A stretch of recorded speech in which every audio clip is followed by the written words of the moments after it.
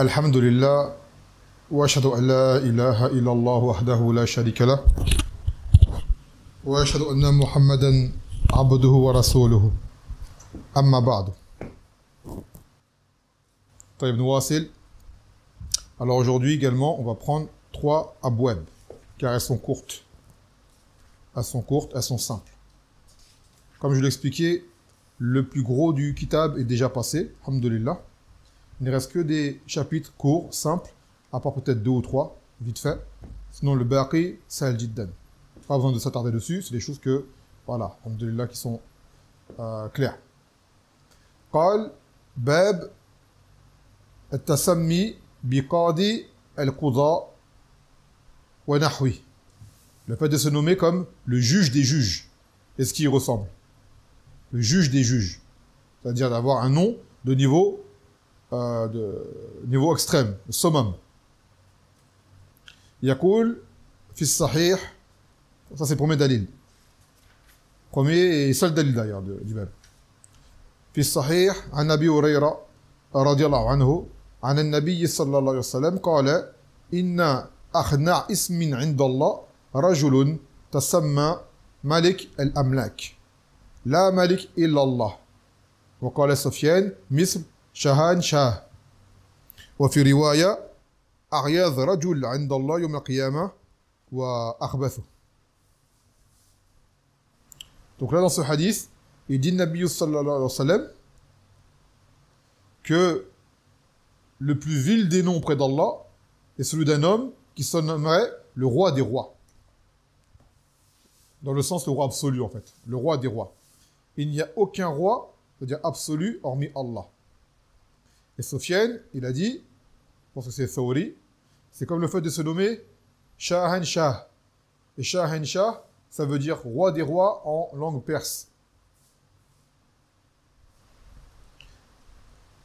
Et dans une version, la personne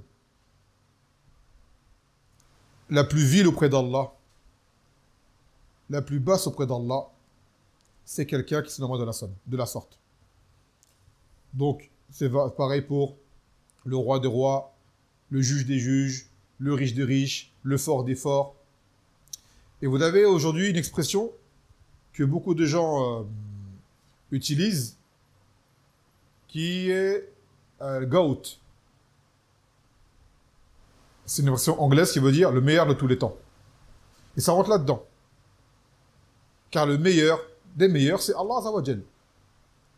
Dans le descriptif.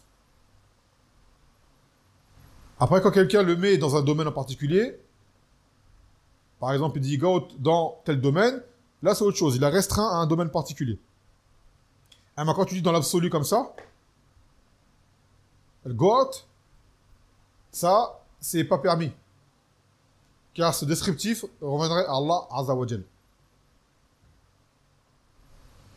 Donc là, on y voit que les personnes, parmi les personnes qui sont les plus viles auprès d'Allah Azza wa Jal, ce sont ceux qui se nomment avec des noms de la sorte qui amènent à un descriptif le meilleur qui soit au summum dans l'absolu. Et il dit, l'auteur, dans le Sharh, وَلَعَلَّ فِي هَذَا الْحَدِيثِ مُوعِظَةٌ وَذِكْرَ لِلَّذِينَ يُطْلِقُونَ الْأَسْمَاءَ وَالْأَلْقَابَ على الأشخاص من غير أن يفهموا معناها ومدلولها نعم حتى لا يصيبهم ما حذر منه هذا الحديث من الذلة والصغار وقد تصيب المسمى والمسمى والله المستعان. Donc à travers ce hadith on trouve une exhortation justement pour ces gens qui se donnent des nominations de la sorte et des surnoms dont ils n'arrivent pas à voir les conséquences, ils ne voient pas le sens derrière, en réalité. Jusqu'où ça peut aller. Qu'est-ce que ça implique? Comme, Selen, Goat, comme on disait tout à l'heure. Qu'est-ce que ça implique ce surnom-là à quelqu'un? Ça implique que dans tous les domaines, tu es le meilleur de tous les temps. Chose qui n'est pas vraie. Par exemple.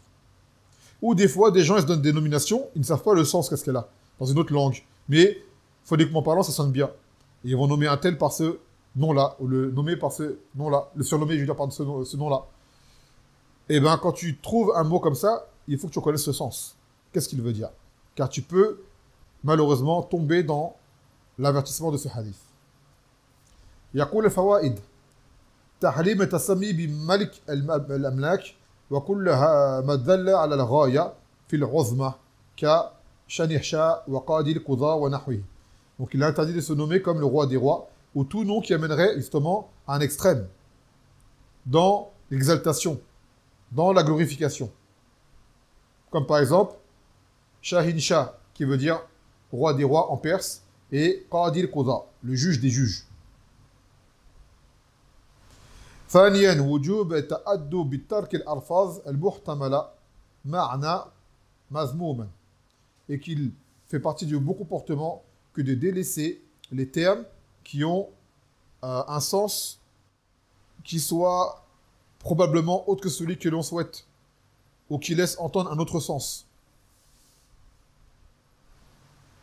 ou un sens qui pourrait renfermer un sens mauvais. Ça laisse une porte pour un sens mauvais, dans le nom que tu vas choisir. Il y a une probabilité qu'il y ait un sens mauvais. Donc ce genre de choses, il faut les délaisser. De toute façon, ça revient au hadith. قال الحسن ابن علي بن أبي طالب قال النبي صلى الله عليه وسلم دع ما يريبك إلى ما لا يريبك. Délaisse ce qui te laisse perplexe pour ce dont tu es sûr.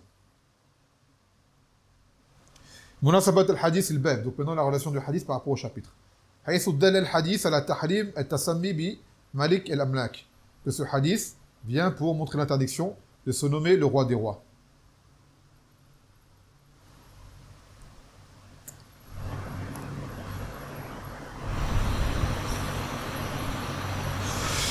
ثم قال مناسبة الحديث التوحيد. La relation du hadith par rapport au tawhid. حيث منع الحديث التسمي بملك الأملاك ونحوه لأن ذلك شرك مع الله في ربوبيته. Et ce hadith vient l'interdiction de se nommer le roi des rois, et ce qui ressemble, car cela revient à s'associer à Allah dans sa seigneurie. Donc cela implique du shirk. هذا كان الباب الأول. Premier bab de ce ders, qui était court. Deuxième bab de ce ders, bab ihtiram asma illah wa taghyir al-ism li ajli dhalika. C'est le chapitre du respect à avoir envers le nom d'Allah, et même de devoir changer un nom pour cela, pour ce respect. Par preuve de respect pour le nom d'Allah, il y a des noms, des fois, il faut les changer. يقول عن أبي شريح أنه كان يكنى بأبي الحكم فقال له النبي صلى الله عليه وسلم إن الله هو الحكم وإليه الحكم فقال إن قومي إذا اختلفوا في شيء آتوني فحكمت بينهم فرضي كلا الفريقين فقال ما أحسن هذا فما لك من الولد قلت شريح ومسلم وعبد الله قال فمن أكبرهم قلت شريح قال فأنت أبو شريح رواه أبو داود وغيره. Donc Abu Shuraih auparavant avait pour kunya Abul Hakam. C'est quoi une kunya? Une kunya, c'est le fait de se nommer par Abu ou Abu Fulan ou Fulan, qui veut dire le père de un tel ou la mère de un tel. C'est ça une kunya. On appelle ça une kunya. مثلا Abu Abdillah, c'est une kunya. Ou Abdillah, c'est une kunya. Ainsi de suite. C'est pas ton prénom, mais c'est une kunya. Et chez les Arabes, la kunya, on nomme une personne par sa kunya par marque de respect pour lui. Donc lui, il était nommé par Abu al-Hakam. Et al-Hakam, ça a le sens de arbitre, juge, d'une justice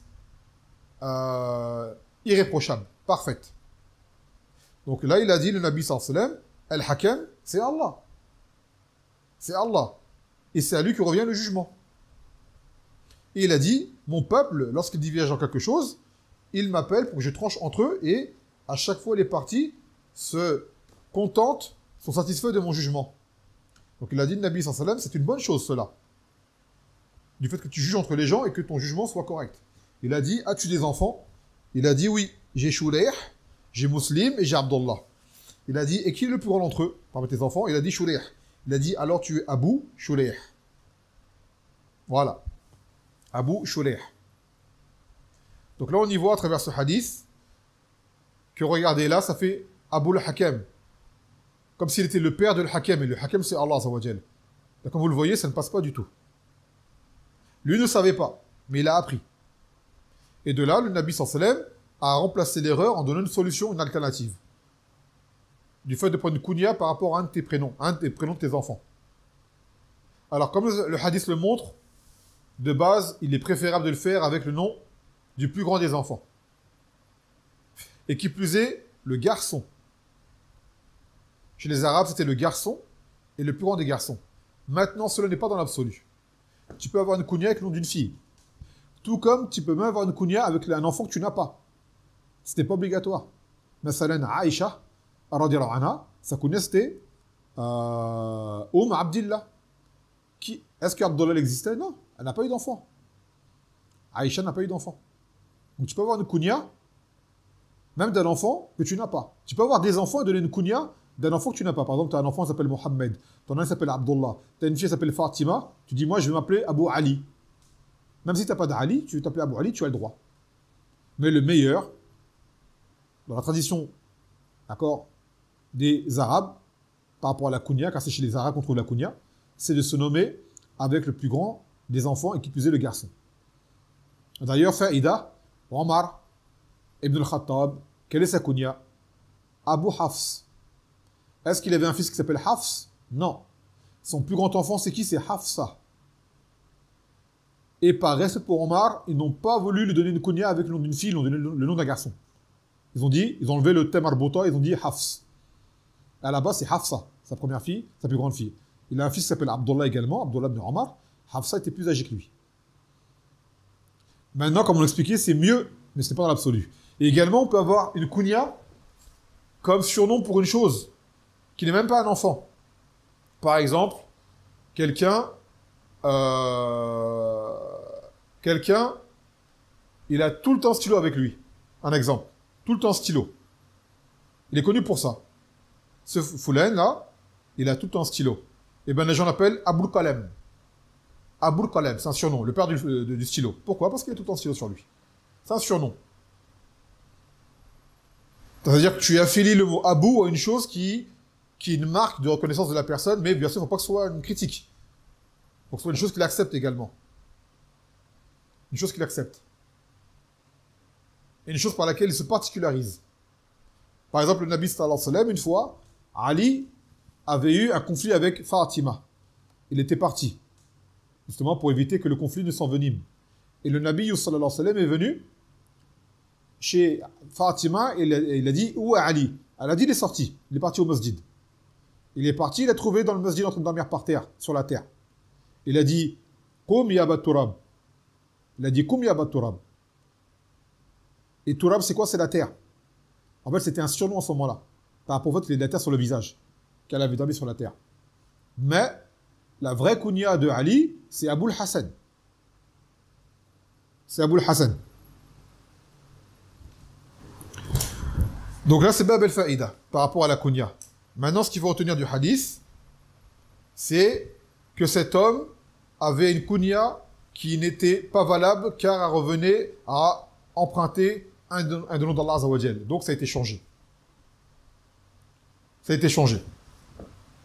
يقول الفوائد أن الإسلام يمحو ما قبله, que l'islam vient pour effacer ce qu'il y avait auparavant.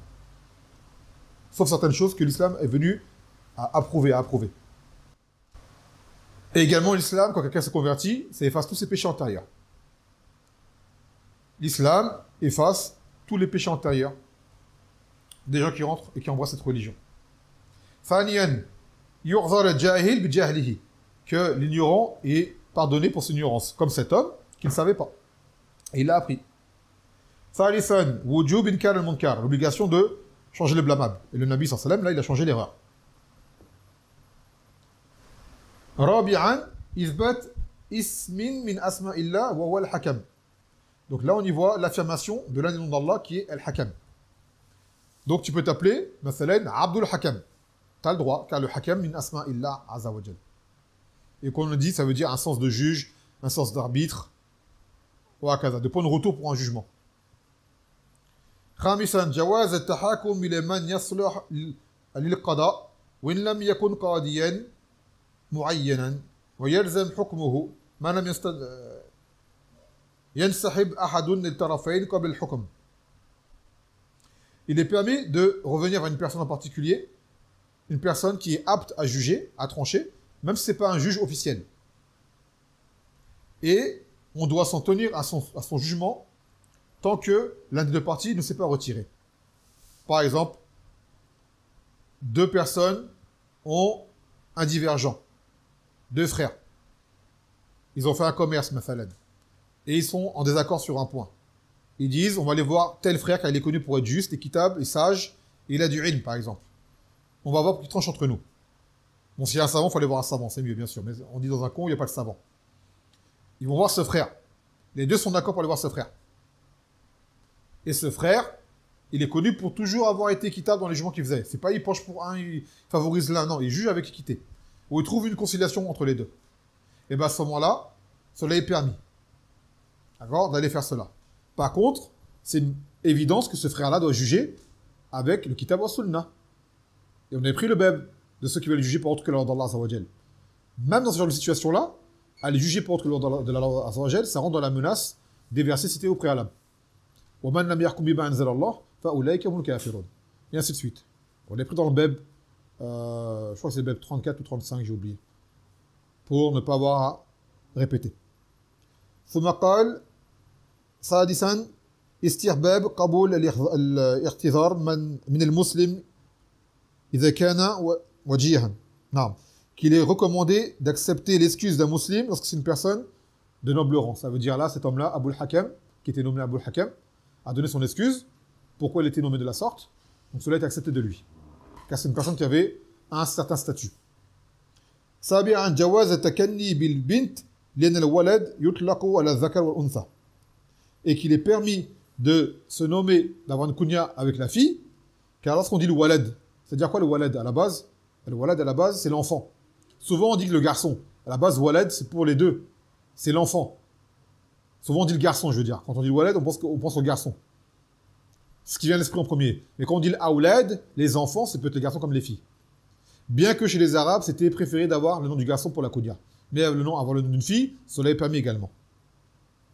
ثامنا مشروعية التكني بأكبر الأبناء. Et qu'il est légiféré de se mettre en kunya par le nom du plus grand des enfants. Donc c'est l'aîné, ça, le plus grand, c'est l'aîné. Non. مناسبة الحديث الباب, la relation du hadith par rapport au chapitre. حيث دل الحديث على وجوب تغيير الاسم إذا كان يوهم مشابهة أسماء الله وصفاته. Donc ce hadith montre l'obligation de changer le nom lorsque celui porte à confusion avec l'un des noms d'Allah ou un de ses attributs. Il faut changer le nom.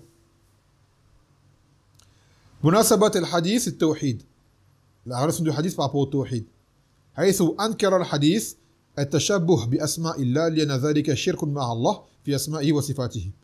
Et que ce hadith est venu pour montrer le fait de blâmer la ressemblance avec les noms d'Allah, car cela remet à s'associer à Allah dans ses noms et attributs.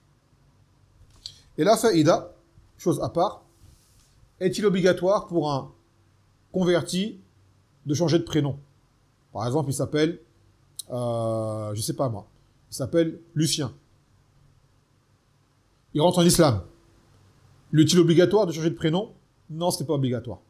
Si son prénom ne contient aucun sens mauvais, pas de teskia, pas de vantardise, pas d'éloge, ni un sens mauvais, shirki ou haram, il lui est permis de garder son prénom.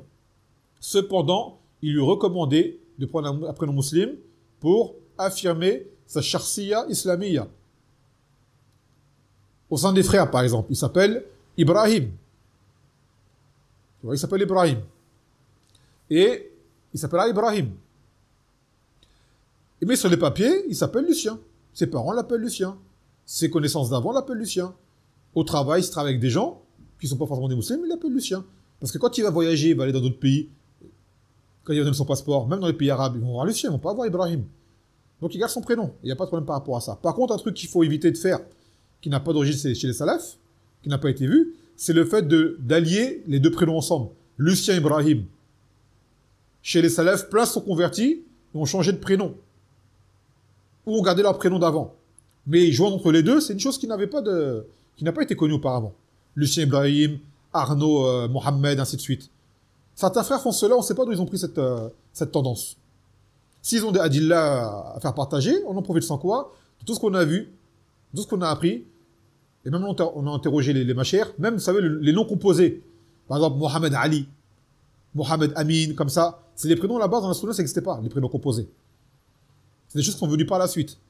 Ou les prénoms avec Din, Nourdin, Shamsuddin, Saïfuddin, Wakada. Ces noms-là également sont des noms qui sont venus par la suite. Et qui sont des noms qui amènent à une éloge. Et cela, c'est une chose qui n'est pas bonne. Un frère qui s'appelait... non, je confonds avec un autre frère qui a fait... Là, je les confonds avec une autre histoire. Oubliez ce que j'allais dire en dernier. Quoi qu'il en soit, dans ce genre de situation-là, changer et prendre un nom propre et clair, cela est meilleur. Sans quoi, garder son prénom dans l'islam. Si c'est un garçon, un homme, Lucien, il le garde. Si c'est une fille, elle s'appelait, je sais pas moi, Lucie, elle s'appelle Lucie. D'accord? Il n'y a pas de problème par rapport à ça. C'est une chose qui est permise. Mais il est mieux d'avoir un nom musulman et à emprunter avec les gens de l'islam. Tu t'affirmes ton islam. طيب. الآن, troisième chapitre de ce ders. باب من هزل بشيء فيه ذكر الله أو القرآن أو الرسول. Donc maintenant, une personne qui amène à en fait se railler, ou minimiser, ou mépriser une chose contenant le rappel d'Allah, ou du Coran, ou le messager d'Allah, sallallahu alayhi wa sallam. En fait, la religion.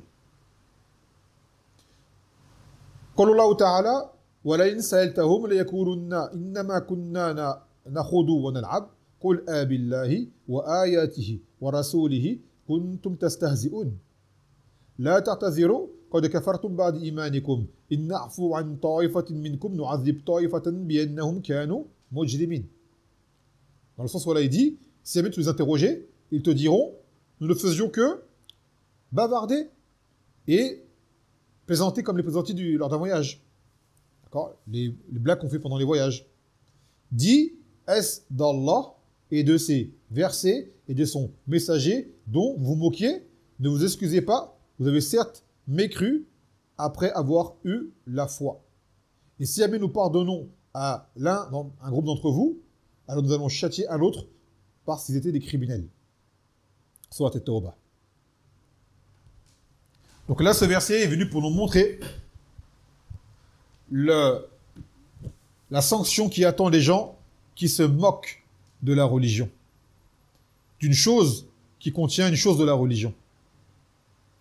Que ce soit Allah Azza wa Jal directement, ce qui est de pire. Ou même insulter Allah Azza wa Jal, ça rentre dedans également. Du Coran, ou de la sunna du Nabi sallallahu alayhi wa sallam. Et cela, c'est le comportement des munafiqin. Et cela, comme le montre le verset, annule toutes les œuvres. Et c'est parmi les nawaqid de l'islam, les annulatifs de l'islam. Pour ceux qui ont étudié ce livre, nawaqid de l'islam, ils voient que parmi ces annulatifs, il y a al-istiza bid-din, se moquer de la religion. Que ce soit direct ou indirect, même par les gestes, faire une blague, faire rire les gens avec la religion. Et combien de gens aujourd'hui font cela? Pour faire rire les gens, ils prennent des choses de la religion et ils en font des blagues. Tu te moques de toute chose qui est liée à la religion et tu sais que ça fait partie de la religion, alors cette menace pèse sur toi. Même le siwak. Tu te moques du siwak, tu te moques des sœurs, tu te moques de leur niqab, tu te moques de leur djilbab. Ainsi de suite, avec des moqueries, avec des comparaisons à des... Vous savez de quoi on parle, d'accord? Des personnages de bande dessinée ou je ne sais quoi. Wallah, ça c'est l'une des pires des choses qui soient, pour faire rire les gens ou pour rabaisser les sœurs. Cela est une chose qui te sort de l'islam. Tu te moques de la barbe, tu te moques du qamis, tu te moques du vêtement au-dessus des chevilles, tu te moques de la façon dont on fait la salate, tu te moques de plein de choses.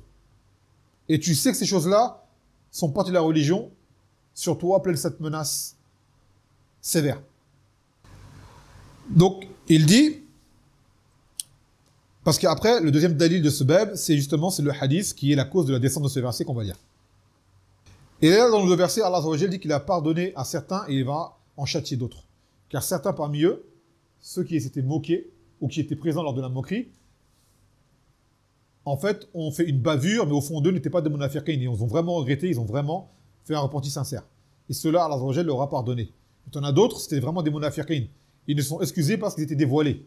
Mais au fond d'eux, ils restaient munafiqin. Ça veut dire la tauba du nifaq qu'ils n'ont pas faite. Donc Allah Azza wa Jalla ne leur a pas pardonné à cela. Donc même celui qui se moque de la religion, il peut faire tauba, attention. Il peut faire tauba. Que Allah pardonne tous les péchés. Mais une tauba sincère, réelle, concrète, avec le regret, avec le cesser sur le moment et déterminer à ne pas recommencer. Et si cela a été fait en public, le déclarer, comme a dit Ta'ala, illa allazina tabu wa aslahu wa bayyinu.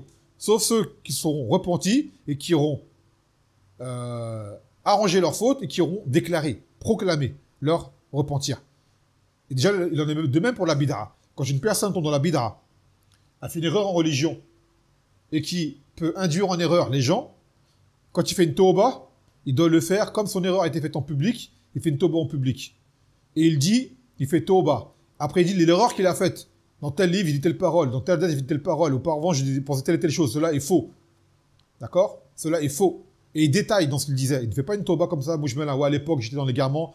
J'ai fait tauba. Quel égarement? C'était quoi ton égarement? Sur quoi tu étais? Et réfute les choses sur lesquelles tu étais également.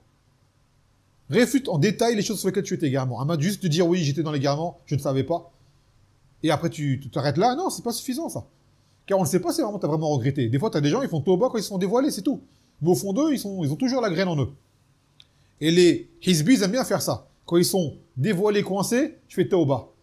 Tu fais tauba de quoi? J'ai fait tauba. Ou des années après, tu les attrapes. Ils se sont fait un nouveau visage. Et tu leur dis, Akhi, t'as fait ça auparavant. Oui, c'était avant, c'était des erreurs. C'est quoi l'erreur? Dis-nous en détail. C'est quoi que tu as fait comme erreur que vraiment tu as réparé aujourd'hui? Est-ce que c'est vague? C'est vague. Nous, on veut savoir exactement. Ça, c'est une tauba d'une bid'a, faut pas rigoler avec. Faut pas se sauver. Si vraiment tu regrettes, t'es sincère, hein, t'as pas de mal à dire. Oui, avant j'avais telle croyance, j'ai traîné avec telle personne, j'avais tel propos, j'avais telle idéologie, c'était faux. Et aujourd'hui, ces gens-là, je les désavoue et je les réfute et je mets en garde contre eux, ainsi de suite. Donc le munafiq, lui, il reste munafiq. Ah, mais celui qui aura agi, qui aura fait une erreur de la sorte en religion, il doit rattraper son erreur correctement et de façon claire. Si c'était en présence de quelques personnes, il va voir ces quelques personnes et il répare. Pas obligé de le dire à tout le monde. Par contre, c'est une chose qu'il a fait en public, qui s'est répandue, qui s'est fait connaître, alors il doit agir en conséquence et faire un repentir public et le faire se répandre. Yaqul al-fawaid al-istihza bid-din wa ahlihi kufrun. Donc le fait de se moquer de la religion et de ces gens, cela est de la mécréance. C'est se moquer de la religion et des mu'minin. Tu te moques des sœurs en gilbab, tu te moques des frères en sunna, tu te moques des personnes, le muazzin, comment il fait l'azan, s'il le fait bien, ainsi de suite. Tout cela rentre dans cette moquerie. ثانيا لا تقبل في الدنيا توبة من استأذى بالدين وأهله ظاهرا عند بعض الحنابلة وذهب آخرون إلى أنها تقبل توبته. Et en ce bas monde, certains parmi le mazhab hanbalite voient que la tauba de celui qui s'est moqué de la religion, en ce bas monde, elle n'est pas acceptée. Ça veut dire que malgré tout, il doit être exécuté par le gouverneur. Mais s'il fait tauba, c'est entre lui et Allah Azza wa Jalla, il ne meurt rien même. En ce bas monde, c'est comme le sorcier. Vous voyez, le sorcier, on avait pris le ders du sorcier. Le sorcier, il revient au gouverneur de l'exécuter. Même s'il dit je fais tauba, je regrette, on dit d'accord. Tu fais tauba, tu regrettes, mais non, en ce bas monde, on t'exécute. Et après, Yom al-Qiyamah, elle te pardonnera. Et bien, tu as des gens du mazhab hanbalite qui voient que celui qui agit de la sorte, qui a fait une moquerie envers la religion, même s'il s'excuse dans ce bas monde, il aura quand même la sanction de la peine de mort. En tout cas, s'il n'y a pas de peine de mort, en ce bas monde, il est mis à l'écart des musulmans. يقول مناسبة الآيتين الباب حيث دلت الآيتان على كفر من استهزأ بالله وبآياته وبرسوله. Du fait que ce verset est venu pour montrer la mécréance de ceux qui se moquent d'Allah, ou de ses versets, ou de son messager, sallallahu alayhi wa sallam. Donc maintenant, on va prendre le hadith pour lequel ce verset a été répété, a été révélé.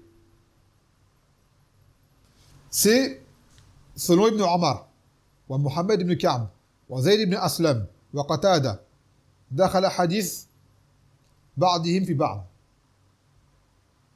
أنه قال رجل في غزوة تابوك ما رأينا مثل قرائنا هؤلاء أرغب بطونا ولا أكذب ألسنا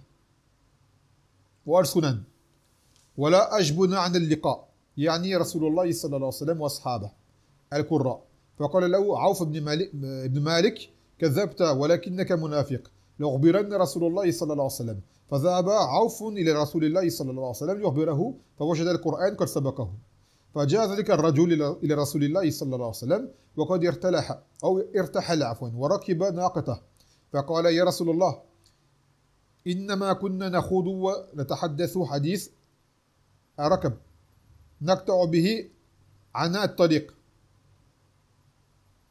فقال ابن عمر كأني ينظر إليه متعلقا بنحسة ناقة رسول الله صلى الله عليه وسلم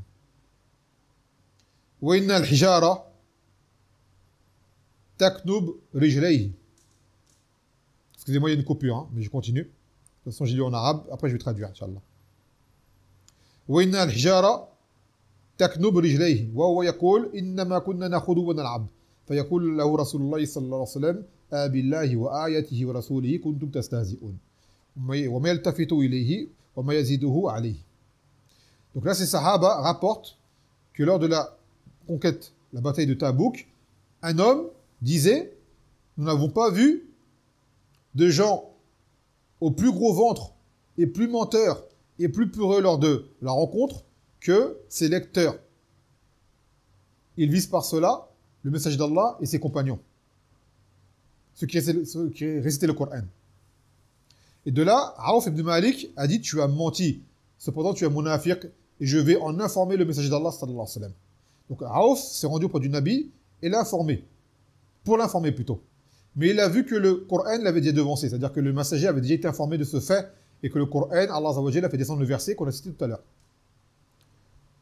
Et là, Ibn Omar, et là cet homme qui avait parlé s'est rendu auprès du Nabi sallallahu alayhi wa sallam pour s'excuser. Le Nabi était déjà sur sa chamelle. Et il a dit, oh messager d'Allah, nous ne faisions que bavarder et discuter, plaisanter, comme on fait en chemin. Et là, Ibn Omar dit, c'est comme si je le voyais, c'est-à-dire, je me rappelle, il était accroché au rêne de la chamelle, en marchant, et le Nabi sallallahu alayhi wa sallam continuait à avancer, sans lui donner attention, et lui, il trébuchait à cause des pierres, et le Nabi sallallahu alayhi wa sallam récitait, dans le sens, est-ce d'Allah et de ses versets, de son messager, dont vous vous moquiez, sans même le regarder. Cet homme cherchait à s'excuser, et le Nabi sallallahu alayhi wa sallam ne prêtait pas attention à lui. Car cet homme était un munafiq pour de vrai. Cet homme est un munafiq pour de vrai. Donc là, vous voyez, cet homme se moquait du Nabi sallallahu alayhi wa sallam et de ses compagnons. Ça veut dire que même se moquer des compagnons, les rendre mécréants, les insulter pour la religion qu'ils portent, comme le font les Rafidah, cela est des choses qui te fait sortir de la religion. Car les Sahaba sont eux les porteurs de la religion jusqu'à notre époque. Ils sont la cause. Après la grâce d'Allah Azza wa Jal, ils sont la cause que nous soyons parvenus l'islam tel qu'on le connaît aujourd'hui. Ils sont ceux qui ont vécu avec le Nabi sallallahu alayhi wa sallam, qui ont vu la révélation, qui l'ont protégée, qui ont combattu pour elle, qui sont morts pour elle, qui ont dépensé pour elle, et qui nous ont rapporté les hadiths et qui ont protégé le Coran en le mémorisant et en connaissant son explication. Chose qui nous est parvenue jusqu'à notre époque. Il en est de même pour les savants. Se moquer des savants, de la religion, et qui plus est les savants de la sunna, pour la sunna qu'ils portent, pour la religion qu'ils portent, cela rentre dans ce jugement-là également. Maintenant, se moquer pour d'un croyant pour une chose qui lui est propre, ça c'est de la perversion. Par exemple, tu te moques d'un croyant à cause de son allure. Ou tu te moques de la barbe d'un croyant, pas pour la barbe, mais pour la barbe de ce croyant en lui-même. Ça, tu n'as pas le droit de faire cela. C'est interdit, mais ce n'est pas du kufr pour autant. Ce n'est pas du kufr pour autant, mais c'est du fisq. Par contre, tu te moques de la barre de façon générale, alors là, tu rentres dans la menace. Et on y voit également que, vous voyez, à l'époque, avant l'islam, on avait cet esprit de ne pas aimer balancer les gens. Comme on disait. Le terme qu'on disait poucave à l'ancienne. Je ne sais pas ceux qui ont connu ce terme-là, s'il y a encore d'actualité. Et bien en islam, c'est que ce n'est pas ça. Quand quelqu'un fait un mal, et ben il est du devoir du musulman de le dénoncer. Comme ce fut le cas avec Aouf ibn Malik, qui a dénoncé cet homme pour les paroles qu'il a dites. Donc cet esprit de on se défend et avoir honte de dénoncer, il n'y a pas ça en islam. Comme Allah Ta'ala, وَلْتَكُمْ مِنْكُمْ أُمَّةٌ يَدْعُونَ إِلَى الْخَيْرِ يَأْمُرُونَ بِالْمَعْرُوفِ وَيَنْهَوْنَ عَنِ الْمُنكَرِ. Que ce soit de vous une communauté qui appelle au bien, ils ordonnent les convenables et interdisent le blâmable. C'est ceux-là qui réussissent. Donc quand il y a un mal qui se fait et qui nuit à la Ummah dans son ensemble ou quoi, alors il ne faut pas hésiter à dénoncer les gens auprès des autorités compétentes. Et après, il faut regarder la maslaha, la mafsada. Et on parle bien des mots généraux qui portent atteinte à la Ummah. Une personne qui fait un mal, qui ne touche que à elle ou quoi, ça, c'est autre chose. يقول الفوائد خطر المنافقين على الإسلام وأهله. Le danger des munafiqin sur l'islam et sur ces gens. Car le munafiq, c'est un ennemi de l'intérieur. C'est lui qui ouvre la porte à l'ennemi extérieur pour qu'il rentre et te nuise dans ton foyer. Donc les munafiqun sont pires que les koufars, pour nous. ثانيا سب الدين من علامات النفاق الاعتقادي. Que insulter la religion, c'est parmi les signes de l'hypocrisie majeure, الاعتقادي. بغض المسلمين وتنقصهم كفر. Que détester les musulmans et réduire de leur rang, cela est du kufr. Les mépriser. Pour leur religion, bien sûr. رابعا وجوب المبادرة إلى إنكار المنكر. Qu'il est obligatoire de se précipiter, de se hâter à réprouver le blâmable, comme l'a fait Aouf. Khamisan, sidq iman Aouf ibn Malik radiyallahu anhu. Regardez la véracité de la foi de Aouf parce qu'il est parti agir directement. Il est parti directement dénoncer cet homme. Sadisan, jawaz wasf al-shakhs bin nifaq idha zahara minhu ba'd alamatihi. Et qu'il est permis de décrire une personne comme étant un munafiq lorsque les signes du nifaq apparaissent sur lui de façon flagrante. Sabi'an, إثبات معجزة للنبي صلى الله عليه وسلم حيث نزل عليه الوحي بذلك قبل مجيء عوف. Cela montre le miracle accordé au Nabi sallallahu alayhi wa sallam qui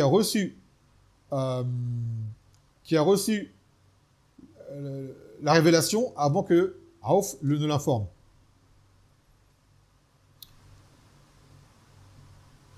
ثامنا عدم قبول عذر المبتلين. Qu'on n'accepte pas l'excuse des gens du faux. تاسعا وجوب التشدد في درء المستهزئين بالدين. Et qu'il faut obligatoirement être sévère envers les gens qui se moquent de la religion. مناسبة الحديث الباب. La relation du hadith par rapport au chapitre. حيث دل الحديث المتضمن الآية على كفر من استهزأ بالله أو كتابه أو رسوله صلى الله عليه وسلم. Et là, ce hadith nous prouve, ce hadith qui est la cause de l'essence du verset, cela nous prouve la mécréance de quiconque qui se moque d'Allah, de son livre ou de son messager, et même des croyants. طيب هذا الذي أخذنا اليوم نكتفي بهذا القدر وسبحانك وبحمدك لا إله إلا أنت أستغفرك وأتوب إليك والسلام عليكم ورحمة الله وبركاته.